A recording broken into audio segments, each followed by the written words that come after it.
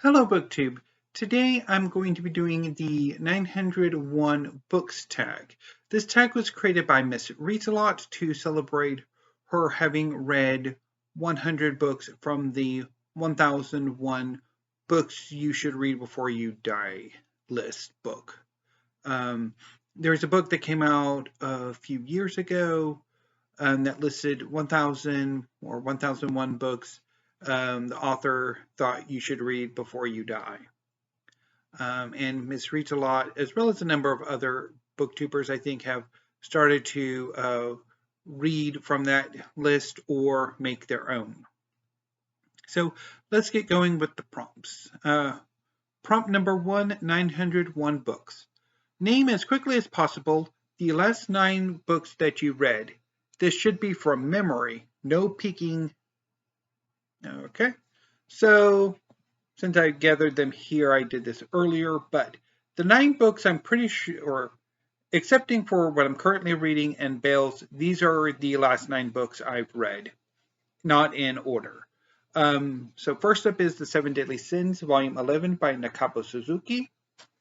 I also read Volume 12 of The 7 Deadly Sins and Volume 13 of The 7 Deadly Sins. I also read Eden Zero, Volume 19 by Hiro Mishima. And moving on to poetry, I read Tanto Tanto by Marina Carrera, Lucky Wreck by Ada Limon, A Half-Bred Sea by Evie Shockley, Noctuary by Niall Campbell, Tongues of Fire by Sean Hewitt, and Queer Nature, edited by Michael Walsh.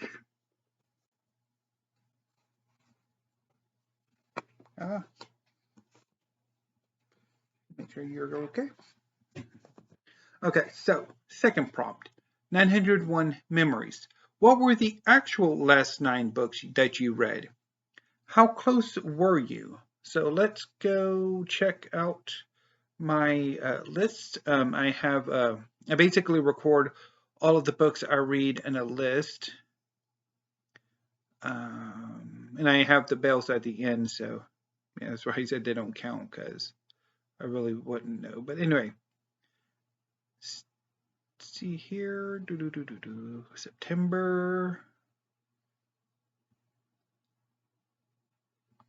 October. Okay, here's November and December. Okay, so Eden Zero, The 7 Deadly Sins, 13, 12, 11, Noctuary, Tongues of Fire, A Half-Bred Sea. Let's move up. Queer Nature, Tanto Tanto, and Lucky Wreck. So it's 1, 2, 3, 4, 5, 6, 7, 8. Wait. 1, 2,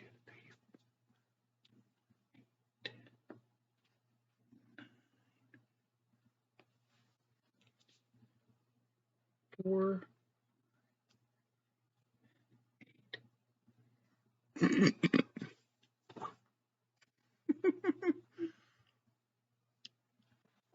Okay, so I had 10 books on here. Let me make sure. Oh, you're acting up? Okay. Yeah, I made a boo-boo. This is actually the 10th book I've read, or like the counting from most recent to furthest back. This is actually the 10th book. Oops. But in my defense, I was planning on doing this tag last week when it was basically going to be all poetry. But yeah, so oops. Anyway, so I did end up making a mistake. Okay, so now that that's out of the way, 901 favorites is the third prompt. Of the 9, which is your favorite? Eden Zero, Volume 19. Eden Zero is about a young man named Shiki who has been raised by an android called Ziggy, who acts as the demon king of a tourist planet populated by robots. When Ziggy's power runs out, he dies, and the rest of the android population are in similar straits. One day before this happens, a young woman named Rebecca and her Exceed companion Happy come to Campbell to film videos for B-Cube, sort of YouTube in the setting. The androids seem to malfunction and try to kill Rebecca and Happy. Shiki rescues them, and the three flee the planet, and they become adventurers. Their goal is to seek this great giant cosmic goddess figure known as Mother. And as the trio adventure, they make friends, they add to their crew, and they get a cool spaceship called Eden Zero. Volume 19 concludes the AoE War arc. And this volume has a number of great fight scenes, particularly the fight scene between Shiki and Shura, one of the main antagonists of the arc. It also has some great twists and turns in the plot, some great revelations, a few heartbreaking deaths, particularly at the end. That is just, it wrecked me. This was a really, really good volume, and I'm really looking forward to volume 20, which hopefully I will get before the end of the year, but I'll probably get in early January, and I'm definitely looking forward to reading all of Eden Zero again sometime in the new year. The next prompt is 901 pictures. Share the 9th non-bookish picture from your camera roll. Now, depending what the pictures are, I might have to skip the exact 9th one because they might have my, one or two of the 4 children of the apocalypse, and I am not going to share pictures of them. So I will do the next one if number 9 does land on one of the kids. 1, 2, 3, 4, 5, 6, 7, 8, 9. It does. So this is the next one. So I took this picture last week or the week before, wanting to know it was before Thanksgiving, because I thought it looked really striking. This is there's a little flower bed at the dance studio next door, and I've always liked this flower bed. And I especially took this picture because the next one over has some of these scarecrow-like figures. So I thought that would be neat. And I was hoping, unfortunately, I did take some pictures the last few days because I was hoping I could show my pecan pie that I made for my birthday. So yeah, turned out fairly good, but it was a bit grainy. The smaller pecan bits made it a bit grainy. Okay, next prompt is $901. What was the last book you purchased? Well, lucky for us, it came in today, and I ordered it yesterday. And that is The Cook You Want to Be by Andy Baragani. This is his debut cookbook. Andy Baragani has been a chef and food writer for years. I first encountered him or learned of him through his work on Bon Appetit.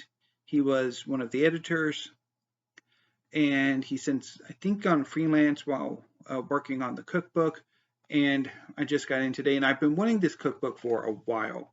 And I flipped through it earlier, and I'm quite happy. I'm really looking forward to trying some of the recipes. The next prompt, 901 miles. What is the farthest you have ever traveled from your home? And have you ever read a book from that location? So this is going to be a bit of a long-winded answer. So the furthest I've ever been from home is Portland, Oregon. So have I ever read a book set in Portland, Oregon? No. As far as I can tell, Portland is one of those cities that really should have a stronger literary presence than it does. Austin, I think, is another great example. But I did buy some books while I was in Portland. I went to Powell City of Books, and I bought a number of books. I also went to, there's this other small bookstore I saw while I was walking about the streets of Portland, and I went in there and bought a book. But of those books, the only one I still have is Frisk by Dennis Cooper. I've talked a bit about this a few times since Garbaugust. It's the story of a psychopath who begins to go on a killing spree. I did bail on it, so I don't know necessarily if that would count as reading it. But while I haven't been to Portland in 20 years, 15 or so years, I do buy books from Powell's quite regularly. I decided to start ordering with Powell's in 2020. I have I check out the Oregon Public Broadcasting website, and they had a story in 2020 during the pandemic that Powell's was struggling with the being closed, and I decided to help them out, to shop with them, and I've continued to do that in the 2 years since. So of what I have here, of the books that I've shown you, The Seven Deadly Sins, Volume 11, came from Powell's. A number of Eden Zero volumes came from Powell's too. And I think the next book that's being on the prompt came from Powell's, and that is Blood on the River by Marjolaine Kars. So, which I will talk about here in a second. For the next prompt, 901 Facts. Do you read nonfiction? What is one of your favorite nonfiction reads of this year? Yes, I read nonfiction. My reading has largely been nonfiction for a number of years now, since fiction, and especially science fiction and fantasy, I just have this weird reading relationship. Since shortly after I started my channel, and so I do read nonfiction very heavily. I'm pretty sure it's probably about half of what I read now, and certainly that I don't bail on. Although this year has been rather rough, even for nonfiction.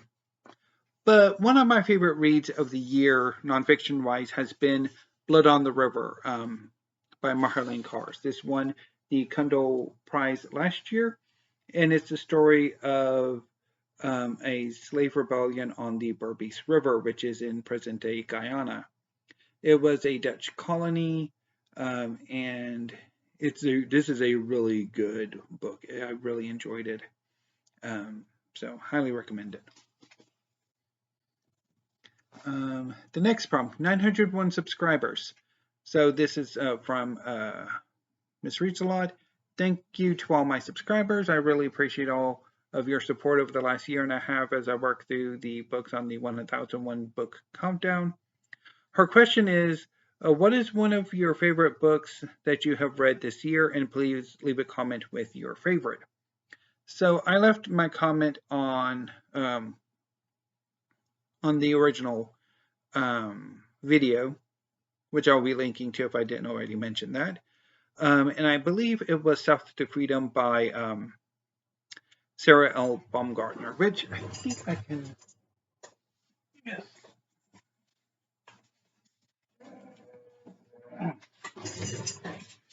No, Alice L. Baumgartner. So this is, and this also came from PALS. It's all just coming together.